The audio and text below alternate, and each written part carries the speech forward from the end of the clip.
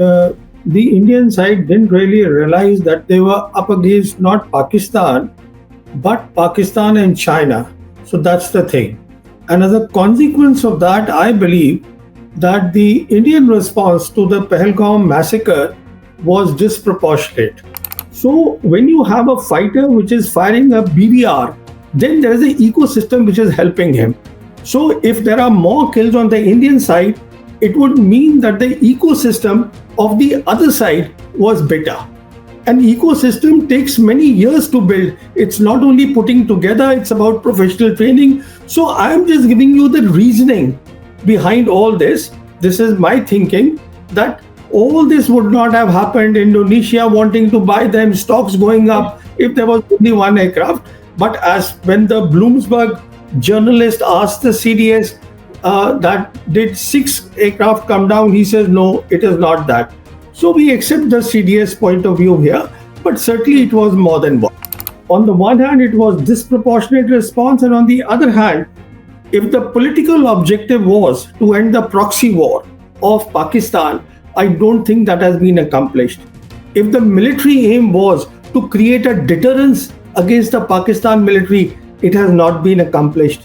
And the most important thing is, we earlier also used the air power, which was in 2019 Balakot air attacks. Then also the limitations of our air force were exposed. Now they are further exposed. So what are we getting out of it? Only the government knows that. This is not my assessment. My assessment is he was expressing his helplessness at his reduced combat capabilities, his cordons. You see, even if the private players come, nothing will happen, in a day or 2 days. It takes time. All right. He has a problem. His problem was very simple. He understands that Pakistan Air Force is strengthening. He understands that perhaps even the Chinese will come and help the Pakistanis, though we saw in this operation that they actually came whole hog. The Chinese have come whole hog in support of Pakistan. So that was the eye-opener for us. I don't know how many eyes have opened here. Hello and a warm welcome to HW News Network, your one-stop show, truth be told, for some engaging and thought-provoking conversations.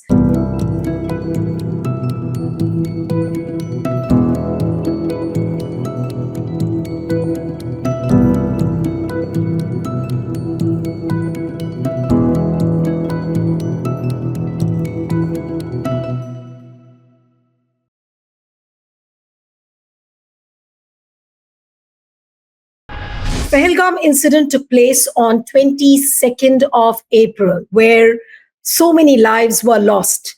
But if you talk about the kind of losses which India suffered in terms of the military infrastructure, in terms of the losses of lives, the government is quite tight-lipped. They would not want to talk about as to what is the kind of loss which India has suffered during Operation Sindoor. And the moment you ask these questions, what are those people labeled as? They are labeled as people who are speaking the voice of Pakistan. It's a known fact, and many international newspapers and websites have reported that this time during Operation Sindoor, how China and Pakistan got together and they tried to overpower India in the first round. That is what is being discussed. And that is also an element of surprise, and which is why so many questions are being raised on the Indian soil as well by the opposition. Rahul Gandhi continuously is raising these questions as to why the ceasefire happened, why did Trump mediate, and if Trump mediated, why is Modi silent over all this? But the new force of, the joint force of China and Pakistan, how can it really become a great risk for India? We'll try and understand all of this. And as we speak, the multi-party delegations are still abroad and they're about to return back to India anytime. So there'll be a lot of questions. And of course, those questions as to if after the Kargil war, if there was a Kargil committee which was formed to take into consideration the reasons why the Kargil war took place and what went wrong. So why is there no committee so far constituted by the Modi government? Joining me this evening is Pravin Sawhney, who's a renowned defense expert. Thank you so much for joining, Mr. Sawhney. And you've seen Mr. Sawhney on various video platform speaking on this particular issue. Thank you so much, sir, for joining. And my first question to you is that lot has been said and lot has been discussed about Operation Sindoor. But from your lens, what is the most startling fact which you see and would want to analyze that bit as part of the Operation Sindoor? See, the first thing is that the Indian side didn't really realize that they were up against not Pakistan, but Pakistan and China. So that's the thing. And as a consequence of that, I believe that the Indian response to the Pahalgam massacre was disproportionate. Now, this is very important. What this means is that they did the proxy war, we lost lives in Pahalgam. So, this is terrorism. Terrorism is what we call the sub-conventional operations. And as a response, what we did is we went completely overboard and we did the conventional operations, and that too at the high end. Because when you use air power, and especially between India and Pakistan in the next war, air power will be the leading element of war. So the second point that I want to make is disproportionate is very important because to their terrorism, we responded with the high end of conventional war. So people around the world understand all these things. That's the second point.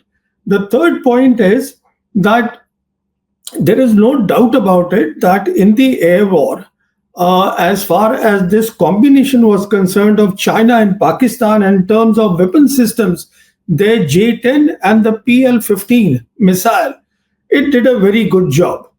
And this is perhaps the reason that the Chief of Defense Staff, General Anil Chauhan, hesitates to give out the numbers of the aircraft which have been shot down.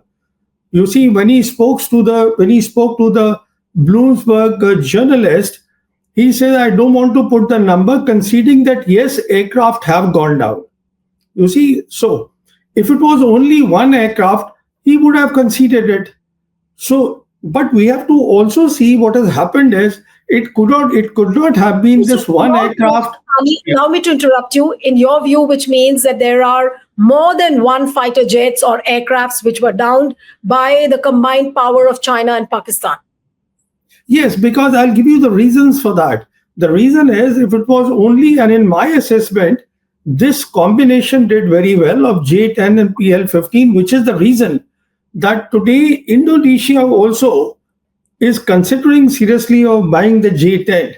Then we also saw that after that night, which is the 6th, 7th night, we saw that the stock of the makers or the manufacturers of J-10, which is the Chengdu Aerospace Corporation, it shot up. Now, all these things don't happen if there is only one aircraft which has come down. And the reason is very obvious why the CDS doesn't want to accept the losses is because if he accepts that, then he's also accepting, which is a very dangerous thing, the limitations of the Indian Air Force. And when I say limitations, please understand this is for the benefit of your viewers, because what we are talking about here are the BVRs, Beyond Visual Range Missiles. Now, beyond visual range missile, which fire at a very long range, what is important is the digital ecosystem which is backing them. There is a huge digital ecosystem that backs them.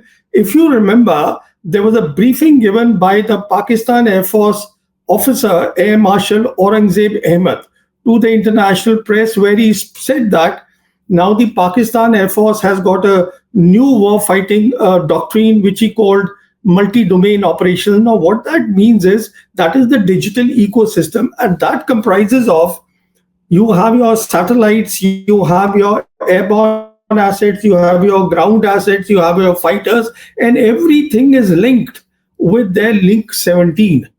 Now, so when you have a fighter which is firing a BVR, then there is an ecosystem which is helping him. So if there are more kills on the Indian side, it would mean that the ecosystem of the other side was better. An ecosystem takes many years to build. It's not only putting together, it's about professional training. So I'm just giving you the reasoning behind all this. This is my thinking that All this would not have happened. Indonesia wanting to buy them, stocks going up if there was only one aircraft. But as when the Bloomberg journalist asked the CDS that did six aircraft come down, he says, no, it is not that. So we accept the CDS point of view here, but certainly it was more than one. No, but the manner in which the chief of defense staff was trolled later on by the right wing army, the troll army, it almost looked like he had blundered. So, would you look at it as a blunder, or it was an honest confession, or it was a media narrative which BJP apparently, or the government, if I may say, couldn't manage? See, the point is that they had to accept something because this is the start point. Because as far as the Pakistan side was concerned, they gave the briefing within 48 hours to the international media. And after that, the entire international media knew what's going on. The Americans knew what is going on. Chinese knew what is going on. See, this is not the age of commercial satellites, what CDS said, that we'll have the commercial side. This is the age of real-time intelligence by satellites. And the Chinese have those capabilities. So what went down is known to everybody except our own people. So at some stage, for the credibility of India, they had to accept something. So he accepted that. Now, obviously, it's a narrative which is not helpful for the image of the government. But the point here is that the government should have, first of all, thought about it, that this disproportionate response, is it helping us? Now, this is important. On the one hand, it was disproportionate response, and on the other hand, if the political objective was to end the proxy war of Pakistan, I don't think that has been accomplished. If the military aim was to create a deterrence against the Pakistan military, it has not been accomplished. And the most important thing is, we earlier also used the air power, which was in 2019 Balakot air attacks. Then also the limitations of our air force were exposed. Now they are further exposed. So what are we getting out of it? Only the government knows that. I mean, I can't answer that part. No, obviously, and everybody is at pains to understand that what is going wrong with the air power of India. Are we not working enough? We do not have the wherewithal, we do not have the technological capacity, or we do not have the political will. What has really gone wrong with all the big talks which Modi government does? See, I can't answer that question. I can only give you my assessment of the whole question. What is going on is, in my assessment, that when the Prime Minister came to power in May of 2014, that is the time the Air Force Chief was with the name of Air Chief Marshal Arup Raha. And since then, the Air Force has been seeking a sub-conventional role for the Air Force. You see, that you also want to, because the army is doing a sub-conventional role. So starting from Arup Raha, all the Air Force chiefs have been wanting a sub-conventional role, that Air Force should be used in this role, which is wrong. Because we are talking of a modern war here. On the other hand, we did not understand a very simple thing, that right from 5th August 2019, when we revoked 370 and 35A from Jammu and Kashmir, Chinese leadership has been consistently saying at all the levels that we will support Pakistan's sovereignty and security. What that means is that the two militaries, the PLA and the Pakistan military, had actually started intensive exercises, which is joint exercises against a very clear enemy. So what is going on is that we did not understand all that. We wanted a role at the lower end. Now, all these things, when you want to fight a modern war, it is not about only weapon systems. It is also about optimizing the weapon system, that is called war concept. And it is also about years of training. It doesn't happen in a jiffy that today you say, okay, I'm buying Rafales, so I become powerful. No, you don't. It is not only Rafales, how do you use the Rafales? How do you use the Rafales with the other systems? And what sort of training you have done? What sort of understanding you have of electronic warfare? You see, these things are important. We saw in Balakot very clearly that the Pakistan Air Force displayed better electronic warfare capabilities. So we should have understood that in a modern war, electronic warfare is very important, because if you can jam the enemy's communication, there is trouble. How do you do the operation if the communication are jammed? I mean, we faced it in 2019, which is why our pilot, our squadron leader, he was made prisoner of war. So we should have learned that lesson. Instead, the Indian Air Force leadership is saying that we should have a role in counter-terror operations, sub-conventional operations. So and see, on top of that, you listen to the present Air Force chief. I actually sympathize with him, Air Chief Marshal AP Singh. He said openly that, look, the DRDO and the HAL, they have not met any of the timelines. Now, on the one hand, you want to do Atmanirbharta at a time when there is a big crisis at hand. Atmanirbharta requires years of No, but peace, Sunny, so that you were talking about the Air Chief Marshal's interview where he said that there are delays in defense procurements, yeah. and the contracts are signed, but we do not know whether those things will actually arrive or get delivered. But many people say that, there was a hidden meaning why he said this, and it was very carefully and smartly calculated when he made that statement, so that the private players get an entry and DRDO and HAL get phased out. Now, do you see a plot over there when he made this statement? Because why I asked you this question was because you said that you are sympathetic towards Amarpreet Singh. But the inner meaning which everyone is trying to derive at is that he wants an entry of the private players. No, I Maybe like don't think so. This is not my assessment. My assessment is he was expressing his helplessness at his reduced combat capabilities, his squadrons. You see, even if the private players come, nothing will happen, in a day or 2 days. It takes time. All right. He has a problem. His problem was very simple. He understands that Pakistan Air Force is strengthening. He understands that perhaps even the Chinese will come and help the Pakistanis, though we saw in this operation that they actually came whole hog. The Chinese have come whole hog in support of Pakistan. So that was the eye opener for us. I don't know how many eyes have opened here after seeing that. So the point the Air Chief was making is that my strength, combat strength, whatever my authorized strength was, about 42.5 squadrons, it has come down drastically. He was simply stating a fact. What do I do? If you guys can't give me the indigenous stuff, something needs to be done. And that is the appeal that he was making. In your view, Mr. Sawhney, would you say that India succeeded in Operation Sindoor? Because we see a sequence of celebrations, road shows by Prime Minister, and he's going around from one city to the other, from one state to the other, holding road shows, and he's trying to celebrate the valor of the armed forces. Now, I really don't understand that what is there to celebrate about. Have you been really successful in the real sense?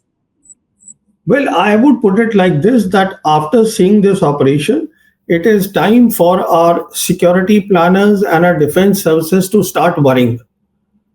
I am not talking about the political leadership, whether they want to celebrate, don't want to celebrate. That's a different subject altogether, because you can always build a narrative. You see, building a narrative is not the great thing. I mean, it's not a difficult thing. You can always build a narrative for the people who are willing to hear, in any case, who are willing to believe you. But the key thing is that the security planners, there are far too many lessons, far too many limitations. There is no doubt about it that at this stage, it will be very difficult, rather impossible is the word I would like to use, that in a modern war, if let's say there is a war, God forbid, in let's say 12 months' time, then there is no way you can take on the combine of China and Pakistan, even if China is not showing the hand. China, please understand, today is at the cutting edge of modern warfare. How do you take on these two? And all that became very clear. And then on top of that, the government has created, the Prime Minister himself has created a new normal. And a new normal is extremely dangerous, because it has brought the threshold of war dangerously low. And on top of that, we have fired missiles, both sides have fired missiles. That means the traditional battlefield, where things were that this is the front line, this is the depth, it has all evaporated. There is nothing called a front line any longer. When this new normal is so dangerous, you have to understand what the next war will be like. So, from my perspective, I would imagine that our security planners, our defense services should be extremely worried. They should be having sleepless nights. What is going on? How do you think India will really prepare itself? Are Rafales going to be enough, or Sukhois, will they be enough? And at least this Operation Sindoor has shown that all that is just not sufficient. So we need to do more. We need to plan more. We need to strategize more, and that is not happening. And moreover, with the foreign minister saying that we informed Pakistan much before the military strikes, that is another very startling statement coming from the foreign minister right at the beginning. So, how do you really see that? See, first of all, what the foreign minister said, there are different interpretations now they are giving. I won't worry about that. As I said, my key worry is why did you do a disproportionate response and expose the limitations of your air force, which is the lead force in the next war? That is one worry. Second is the point that you raised. You see, it will not happen even if today we get the Rafales, which is not happening. We get the Sukhois. There is a lot of issue of integration. There is a lot of issue of standardization because you need all that for a viable digital ecosystem to back the aircraft, the 4.5 generation, and now the Pakistanis are buying the fifth generation aircraft, the J35s, and a better missile, which is PL-17s. They used PL-15, now they are getting PL-17, which has a range of 400 kilometers. So I would worry if I was in their place, the defense chiefs, that what would I worry about? That all this needs time. So what is to be done? What needs to be done is we need to first have peace in the region. We need to create a security architecture in the region and have Pakistan and China inside the tent. That will give us time then to focus on our development. We have poor people in our country and focus on the deterrence building. All these things, this is all talks that I buy the Rafales, I can take on Pakistan. No, because Pakistan and China have been training since 2019 very hard. So how do bridge that gap? You need years of training yourself. So these are not easy things, and the real situation, this operation it's shown us very clearly. It is up to us. We want to see it, or we don't want to see it. You can ignore it. No, but has Operation Sindoor not made it very, very clear that China and Pakistan together will always have an aerial superiority when it comes to countering India, and India won't stand anywhere? Is it not very clear? No, see, aerial superiority is one thing. In the next war, you have so many other things also. Aerial superiority, you have very good air defense systems. You have, there are a lot of issues involved here. So China today, as I said, is at the cutting edge of modern war. China has given a commitment to Pakistan. China will walk the talk. China's credibility has gone up amongst the globe, amongst the global South nations because of this operation at a time when all the big powers, their credibilities are going down. You see where's the credibility of Trump's America today. So Absolutely. When we see, so it's a big picture. This operation has military implications, geopolitical implications, regional implication. It has a lot of things. Now, if you don't want to see them, don't see them. The point is now my very important point I want to make here. See how let me finish this. See how the stature of Pakistan has gone up after this event. Now, as far as Pakistan is concerned, today I had these figures somewhere. Very interesting. They've got an IMF loan of 1.3 billion.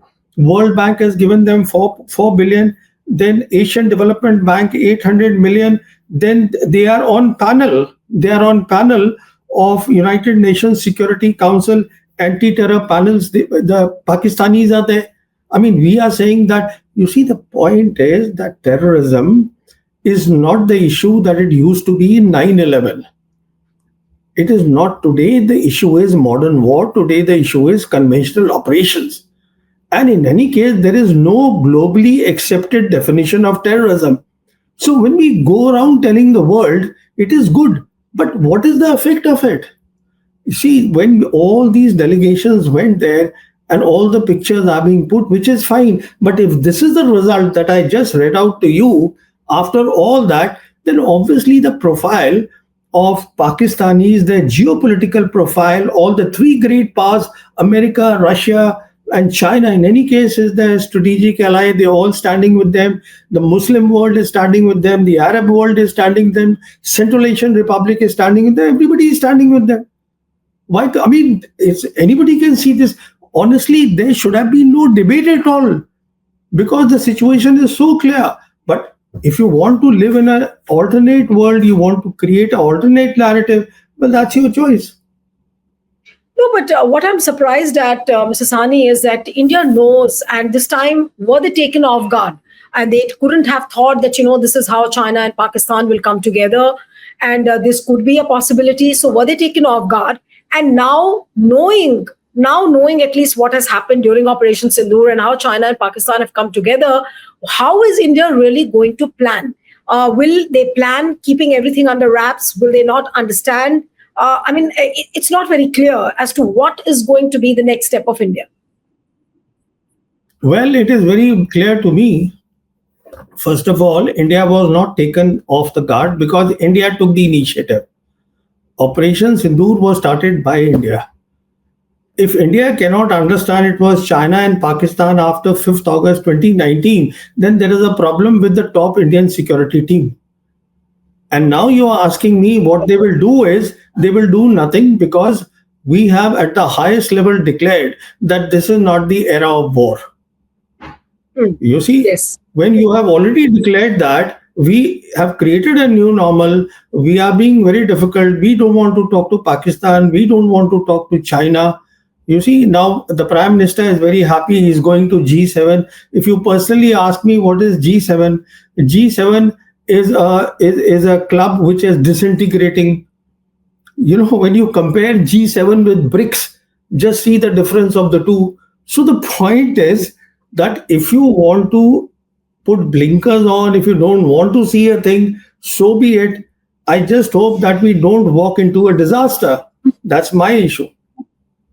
Absolutely, absolutely. Mhm. And quite a revealing conversation here with Mr. Sawhney. Thank you so much for joining, sir, on HW. Thank you. Thank you, sir.